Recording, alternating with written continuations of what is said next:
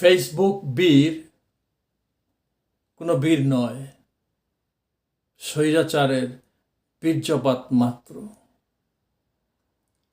যা কিছু বলছো তার অধিকাংশই মিথ্যে, যা কিছু করছো তার অধিকাংশই ফেক, যাকে বলে নকল, অন্তর থেকে আসা কিছু নয়। কি আনন্দ পাও? সত্যটা বলে দেখো, তার চেয়ে শতগুণ বেশি আনন্দ এবং শতগুণ বেশি লাভ।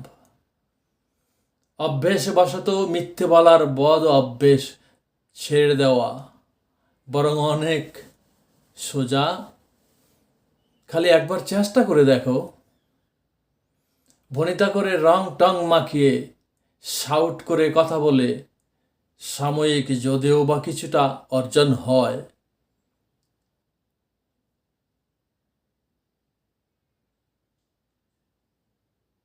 স্থায়ী কোনো কিছু অর্জিত হয় না।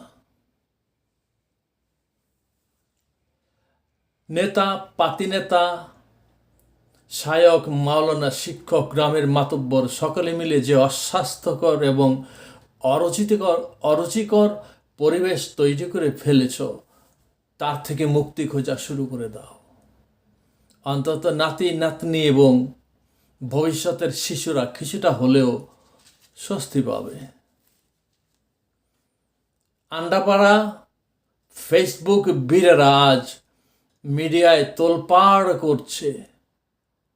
যেদিন ঝড় উঠেছিল, আন্দোলনের আশেপাশে ত্রিসীমানায় তাদেরকে কখনো দেখিনি।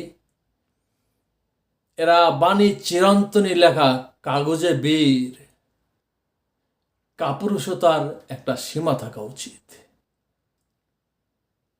খালি বুকে লেখা সেই চিরন্তন বাণী, স্বৈরাচার নিবাত যাক, গণতন্ত্র মুক্তি পাক, নূর হোসেনের সেই ব্যানার বুকের মধ্যে লেখা এবং সেই দিনকার আবু সাঈদের বুক পেতে দেওয়ার গা খানি অনুসরণ করে কপিক্যাট সেজে কিছু কাপুরুষ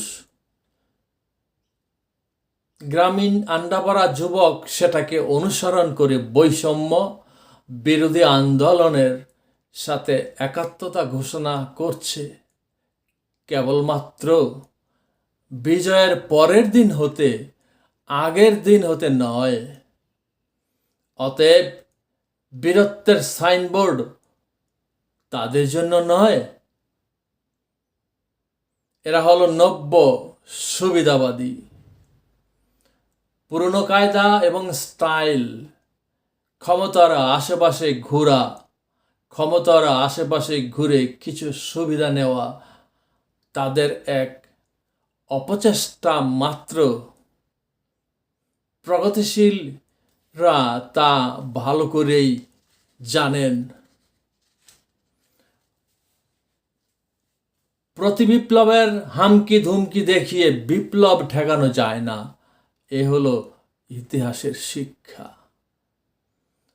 প্রগতিশীলতার নাম ধরে নির্মমতা ব্যবহার করে, রাষ্ট্রীয় শক্তি সামর্থ্য, অর্থ এবং সকল ক্ষমতা ব্যবহার করে ক্ষমতা কুক্ষিগত করার অপচেষ্টা যুগে যুগে ব্যর্থ হয়েছে। মজলুমের জয় অনিবার্য, হোক সে জয় 1 বছর পর কিংবা 100 বছর পর কিংবা 1000 বছর পর। জনজাগরণ মরে না, তার আসার সময় কমে যায়, বেড়ে যায়, কিন্তু মরে না। কিন্তু সুবিধাবাদ, মির্জাফরবাদ পৃথিবীতে কখনোই স্থায়ী আসনে অধিষ্ঠিত হতে পারেনি, পারবেও না। গণ অভ্যুত্থান, বিপ্লব, তাকে রেসপেক্ট করো, সম্মান করো। সেটাই একমাত্র পথ, যে পথ ধরে আমার ভবিষ্যৎ প্রজন্ম শত শত যুগ ধরে সম্মানের সাথে বেঁচে থাকার গ্যারান্টি দিবে। জনগণের থেকে কেড়ে নেওয়া সম্পদের ভাগাভাগি নিয়ে যে যত কালে টানাটানি মারামারি করেছে, তারাই ধ্বংস হয়েছে। সেই ধ্বংসের দিকে ধাবিত হওয়া মুষ্টিমেয় নষ্ট মানুষের দলে তুমি কেন? মজলুমের আর্তনাদ কানে কি তোমার পশে না? আয়নাঘরে বন্দী অত্যাচারিত নিগৃহীত মৃত প্রায় মানুষের কান্না কি তোমার কানে পশে না? বলো, তুমি কি বধির? তুমি কি ধ্যানদা? তুমি যদি বধির হও তাহলে মহা দুর্যোগের শব্দ তুমি কখনো শুনবে না। সেদিন তুমি মরে যাওয়া, তুমি মারা যেতে চাও, তাহলে অপঘাতে মৃত্যুই হবে তোমার গন্তব্য। কে তোমাকে ঠেকাবে?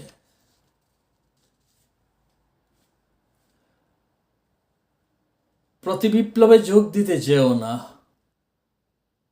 তা হবে আত্মঘাতী। মানবতার বিরুদ্ধে তোমার অবস্থান। তার শাস্তি 1000 বছরের ঘৃণা, মির্জাফরবাদ, সে কি তুমি চাও?